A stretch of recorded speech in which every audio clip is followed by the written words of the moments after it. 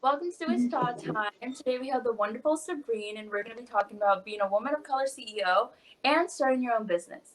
So before we dive right in, Sabreen, why don't you introduce yourself?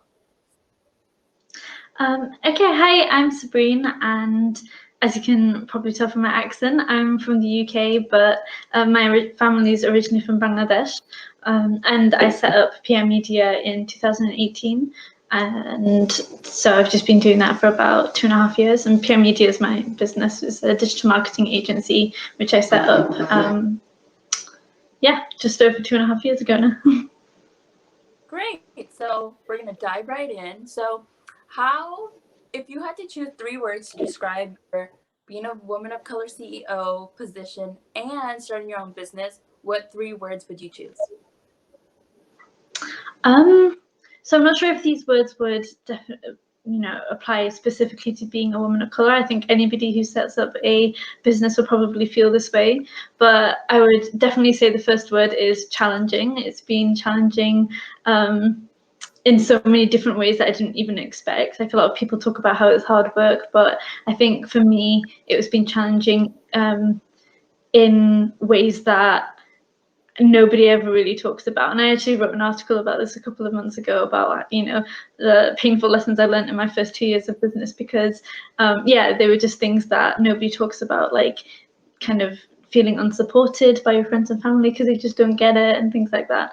And then second word I would probably pick is affirming, because I think since starting this, I have realized that I do have the skills for it, and I am able to learn the things that I don't have the skills in. So it's been quite good to affirm my own capabilities, and I think that's probably how a lot of people feel as well. It's definitely a roller coaster of I can't do this, and then oh my god, I can do this. But yeah, the good moments kind of hopefully end up outweighing the bad moments. And then the third word, which I think sums up everything I've said already as well, is just emotional. It's very emotional, whether that's exciting or scary, or like that high when things are going well and you're like, oh yeah, like let's carry on doing this, and everything is definitely an emotional journey.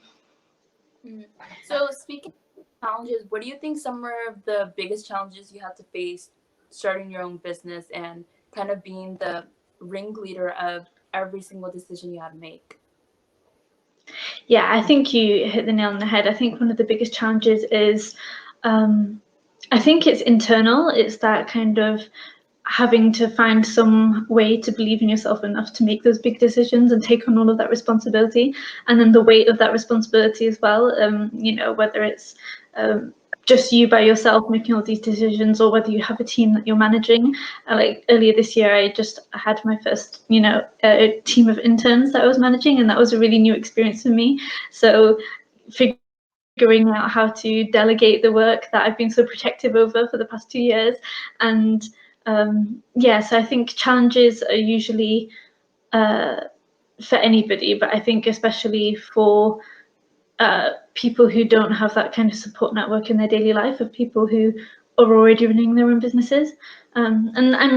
If you look at the statistics recently, it seems that a lot of women of colour are starting their own businesses, and a lot of the new businesses and new startups that are happening are being founded by women of colour, but you don't see that reflected in the news coverage or in the top statistics and things like that of like the Fortune 500. That lack of representation is still not there. So having a support system around you, and having or not having that support system and not having that understanding in your day-to-day life, especially coming from a South Asian background, if your family aren't already in business, they are often quite hesitant to allow you to to go into business, because like, oh, is it a secure job, is it, wouldn't it be better to get a good job that already exists rather than creating your own, and that kind of thing. So I think having to deal with that level of uncertainty and lack of, I wouldn't say it's lack of confidence, but lack of understanding from your friends and family can be very challenging, especially when you need that understanding in one of your low moments.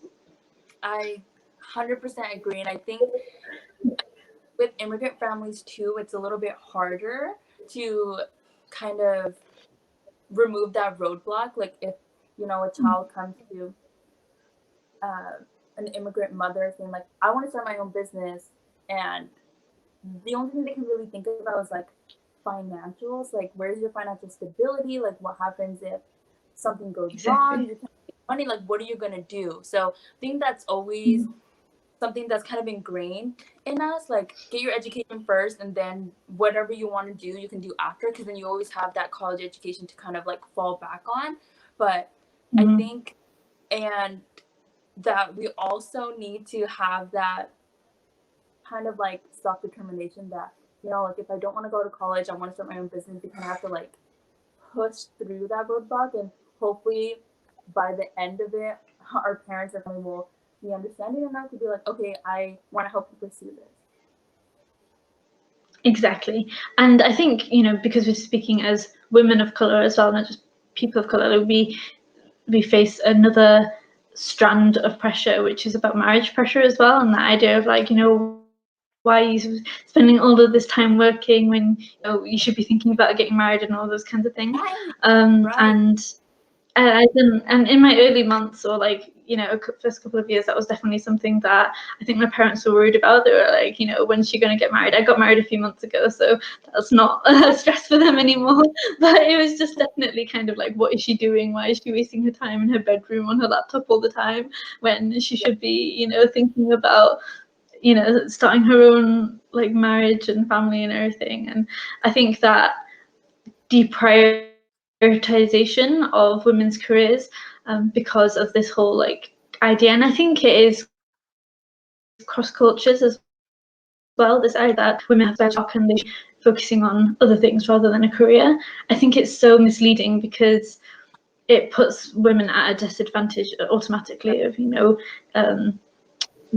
this time pressure that their male counterparts don't have, and this idea that they're not where they're supposed to be as well. Like nobody questions a man who wants to set up a business, and you know, it's celebrated. Whereas if a woman's doing it, it's like, well, you know, she's being a little bit audacious by trying that. And I think that's something that can be really damaging, because even if you reject that social idea, it's still there, it's still around you, and it still kind of probably seeps in as well subconsciously. Right. So yeah. I Yeah. think it's inspiring that you're like doing that, you have your own business, and you know, and you got your first interns, like that's amazing. That's such a huge milestone in the first years, and it's your Mhm. true inspiration to all of the brown girls who are so hesitant of, you know, stepping out of the comfort zone, stepping out of that little box that we're kind of put in. And I applaud you, Mm. so thank you. Oh, thank you. That means so much. That's definitely a huge factor in why I decided to set up PM Media in the first place. Like it's all like from the beginning to the end, it's all about representation for people of color, and especially for women of color. So just, you know, because it's a digital marketing agency that focuses on supporting brands founded by people of color, whether that's, you know, creative brands like musicians or dancers or bloggers, or whether it's businesses. And I've, you know, had a huge range of clients, but the one thing that they all have in common is that they are people of color who want to use their platform for something positive. You know, they want to create a good, you know, social impact. So I've had, you know, vegan catering businesses, or like mental health advocates and so on. And I think it's been really cool for me to be a part of their journeys and seeing all of the things that they're doing, because it shows that there are people of color doing all of these alternative careers, or, you know, making their own paths. And in my own small way, I'm helping them to do that, which is really cool. But I think another side of it was also just proving that women like me, you know, people like me who don't have a background in business, or don't have, you know, huge funding and investment opportunities and things like that, can still do this and can claim that financial and time freedom for themselves by being their own boss. And I think that's something that, like, my whole family work in the public sector. They're all like either teachers, or they work for the NHS, or you know, I think 99% of them have all worked in the public sector, and so that was always kind of a given that that's there as an option, as a career, and I really respect the work that they do. But for me, after I graduated was in education charities, and I loved the work that I was doing. I always thought I was going to go into the education world or the nonprofit world, because that was just always something that I was drawn to from a young age, and I never actually planned to go into either business or marketing.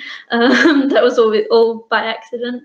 But I mean, I enjoy the journey that I'm on now, but it was all definitely like not planned at the time. It was like just one step in front of the other, and and yeah. So for me, the fact that all of these alternative careers are out there and we just don't know about them and don't talk about them, I think it's quite cool. And this podcast as well is really cool as an opportunity to discuss all of these different paths that people do. I think it's really interesting. Like I was watching a few of your previous episodes, and it's just interesting to see all these different conversations from different people, different parts of the world and everything. And I think again, relating it back to my work, the power of social media and the power of the internet, and connecting on like online platforms and things like that. I think it's a really cool age to be able to have these discussions from all the way across the world with our cups of tea and everything. Yes, and shout out to Ronnie Circle. That's how we kind of connected. And if you don't know, Ronnie Circle is kind of like this collaborative. I don't know how to describe it. Like, just it's like a startup social platform app. Yeah, for South Asian ladies. That's how we met, which is right here. It's super exciting. What's your favorite aspect of digital marketing? Like, what do you like doing the most? Yeah, I think actually, like you said, digital marketing is so broad. It can be anything from web design and to social media to like all the kind of technical stuff behind the scenes, like coding and things, or the creative stuff like content creation, whether that's videos or like images and things like that. So I think overall, the thing that I enjoy the most about my job is the fact that I'm helping people, and that's always something that I wanted to do. And it looks a little bit differently from how I imagined it to be. But I really like connecting with these clients who have these really cool ideas, but just don't know how to execute it or how to grow it. A lot of them are just starting out, but a few of them have been around for a few years and they're just not sure about how to take it to the next level. And so that's a different challenge for me, because it's about working with people who already know in theory what to do, and so I have to figure out what I can teach them on top of that. And so it's kind of combining, I guess, the like charity background and the teaching background, but it's also doing it in my own way of the marketing. And I think my favorite part of it has definitely been the connecting with different people who are doing really cool stuff, and then just following their work, as a fan rather than, as someone that they've hired to help them, and seeing how they grow over time as well. Like even after I've wrapped up my work with them, and a few of my clients have, become close friends after working with them and things like that. So that's really nice. And and also connecting with people all across the world, because it's not a geography restricted career, which is also part of the reason why I chose it. Like yourself, I love traveling, and before COVID I used to travel quite a lot, and so I wanted a job that I could kind of take with me. So in 2019 I went back to Bangladesh for the first time since I was like 5 years old, and stayed there for a few months or a couple of months, and I was working while I was out there, which was pretty cool. So it meant that I didn't have to kind of like worry about what the business was doing without me, and that kind of thing. And so I have like clients in Australia and in California and Denmark and all these kinds of different places. Yeah, exactly. So I think that definitely like the connections I've made since starting PR Media has been my favorite part. Do you have any that come to mind when you think of women of color CEOs, and what are some of the brands that you really connect with? That's a really good question, actually. So in terms of CEOs that I really look up to. A lot of the so as I mentioned before, I don't really have a formal background in marketing. So a lot of the marketing know-how I've learned from other people online or, through networks and things like that. And one woman that I followed a lot and who's taught me a lot, her name's CC Gunn, and she actually died a few months ago from a long battle with cancer. But she set up her business. It was a kind of brand consultancy, marketing consultancy, and also offering really help mainly Black women, but basically all women who want to set up their own business.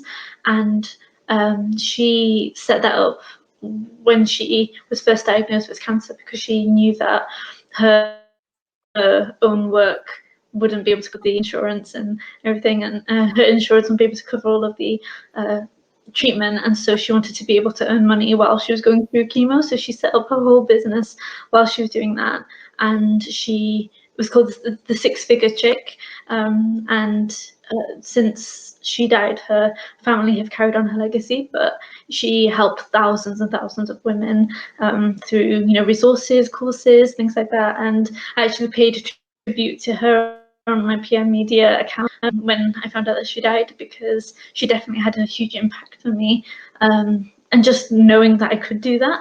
And so yeah, definitely one of the top ones. And then, because we were talking about representation before as well, like I really love how Viola Davis, like, a lot of people know her as an actress, and she's a phenomenal actress, but she also set up a production studio with her husband.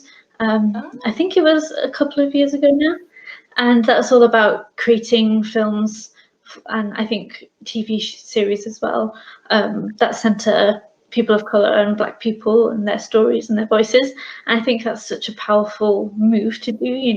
You've made it as an actress when you can just set up your own like production studio and be like, yeah, like I'm going to make the films that I want to be in now, or I want to make the films that I want to see on screen, because we need more of right. that.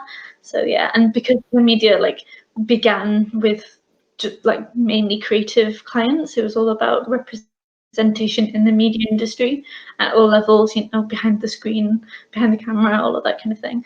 And so for Viola Davis to do something like that, I thought was a pretty cool move.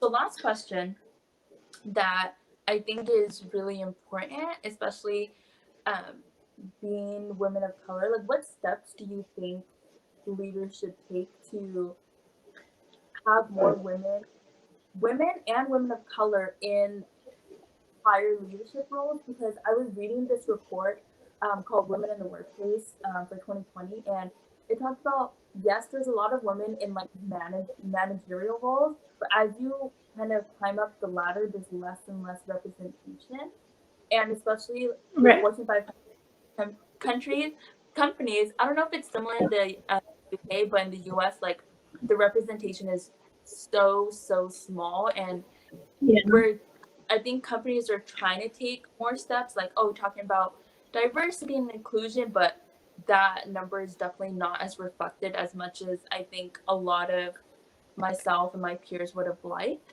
So, Yeah. as a CEO and as a woman of color, like, what do you think people should be doing to kind of elevate and increase that number so there's a lot more representation? Yeah, no, I completely uh, agree with you. Like, there's definitely not as much representation as any of us would like to see. Um, and I think it's interesting the point that you mentioned about how they're in managerial positions, but then when it gets above that, that's where the drop off is. And I think there are a couple of reasons for that from both directions. So one of those directions is, as I mentioned before, like it takes time to get to those levels, and by that point, people maybe like either being pressured by like themselves or society or whatever to drop off and have more of a work-life balance and like maybe start a family or that kind of thing. And I think Sheryl Sandberg in her book Lean On talks about this idea that women take their own foot off the pedal, and they think, I'm planning to start a family in 5 years, so I'm not going to go for that promotion, or I'm not going to, uh, volunteer to lead that project, which will get me that next promotion. So because they've already got that mindset of I won't have the time later on, they don't go for it now, which means that they don't have anything to come back to when they do decide to, go back into their careers. And that's something that I think may have like historically been more of an issue, but now I think that there's from the opposite direction where employers assume that that's what you're going to do, so they don't give you the same opportunities, or they don't give you the same promotions and things that they would give to a male counterpart, because they assume that you're gonna be leaving to do your own thing for a few years and that kind of thing, which that's straight up bias. It is a bias towards you because of your gender. But I think there's also something to be said about just going for it and like not there's always going to be institutional discrimination, and there's going to be bias, and there will be obstacles that you have to face in any workplace, whether it's corporate or nonprofit or creative, or any workplace. Everybody that I know has had some kind of situation where they've questioned themselves because they were a woman of color in their workplace. And it's not that they're necessarily questioning themselves, but they have felt like people around them are also questioning them, whether it's their capabilities or their, even though they're qualified women and they're good at their job, there's a kind of assumption that they can only do so well, and then that's their limit. And because of that mentality, it wears people down. Even the most talented people can get worn down by that. So I would say one of the things that I think helps is having your cheerleader team, like in your own friends and family, who will encourage you even when you're questioning yourself, to be like, no, you have to do that. Like today, I just found out that my sister got accepted onto a PhD program, and she was totally questioning herself, even though she was super qualified. And it was because me, my other sister, my mum were like, no, you have to apply for it, that she went for it. And I think it's that kind of like, you need to have people who won't let you question yourself because they know how great you are. And I know for a lot of people, they don't necessarily have that in their real life, but I found that, I mean, I do definitely have amazing friends and family, but when it's the entrepreneur journey and like starting your own business, I don't really have anybody in my own day-to-day life who knows what that's like. So I joined online Facebook groups that were centered around that, and there are so many in any industry that you want to talk about. And I think one of the most valuable pieces of advice that I was given when I set up my business was define what success means to you, rather than just what success means generally to other people. Like, success doesn't have to be, £10 million or dollars, or like, it can be having a lifestyle where you can take time off to spend time with family and still, have a comfortable lifestyle and that kind of thing. So I think yeah, rather than falling into that comparison game, just defining your own success and your own goals and working towards those, and kind of shutting out that comparison noise has definitely helped me, because I'd be so much more stressed out in my life if I was looking over my shoulder and seeing what people were doing. Yeah, I'm definitely gonna take that advice, because it's definitely harder to do the actions and then just say, like, I can just say, like, I'm not gonna compare myself anymore, but that action is just so hard, because once you've conditioned to do that, it's so hard to like let go of that habit in a way. And it's all about small steps. So I'm definitely gonna take that advice and not compare myself and not compare success, because as you mentioned, success is defined in a million ways, and yours and mine definition of success might differ greatly, and that's okay. Yeah, exactly. And also another thing is that what we see when people succeed, we're only seeing the end result. We're not seeing all of the hours that went into the work behind the scenes. And I was in this webinar earlier this week or last week, where the woman leading the session gave the example of a bamboo shoot, which apparently needs 5 years to be watered in the ground before it even shows, like, Oh, before it even yeah. breaks through the soil. And then, once it's reached sunlight, then it only needs 5 weeks to shoot up super tall. So we only see the bamboo shoot once it's already come to the earth, but we Right. don't see all of the 5 years of work that goes on behind the scenes. And it's the same for us. Like, we need to keep doing those small daily actions every day in order to work towards that goal. And then when those actions pay off, it happens, but it's an accumulation of all of the work that's gone Right. before that. It's not just that you Right. suddenly have this spontaneous breakthrough.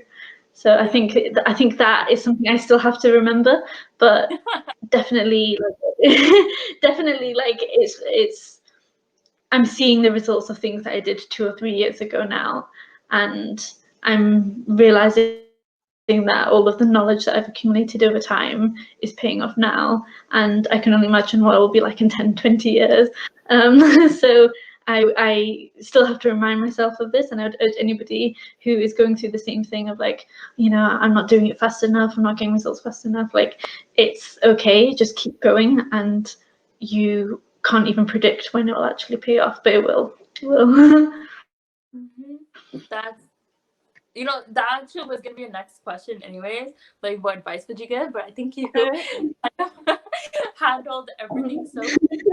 Yeah, like, if anybody does want to set up their own business or wants any advice or anything, then feel free to reach out to me, Yeah. either on my personal account or business account. Because, yeah, I'm all for people, like, taking the plunge and doing that Yep. passion project that they've been sitting on for years and years and haven't, you know, believed in believe that they can do. But, like, 100% of the time, once people actually take the plunge, I think you've probably felt the same way, where you're like, why did I wait so long to do this?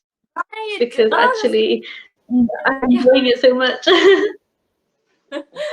That's the biggest thing. I'm like, wow, it's not as scary as I actually thought it was going to be. It is still scary, just like the entire process, and I still get nervous on camera, even though this is, I've done it a few times, but I'm like, dang, I wish I started this sooner. Exactly. I had a great time today. Thank you for having me. Yeah. Thank you for coming on. This was such a great episode. I loved our conversations, and I honestly love that we were able to like create 2 or 3 different conversations within one. So I love how we were able to do Definitely. that. I feel like we talked about so many things. Yeah. Okay, well, that was all. Thank you again so much, Sabreen, for joining me, taking the time out to have this conversation with me, and thank you. Thank you. Thank you for having me. And yeah, I can't wait to catch up with you again soon.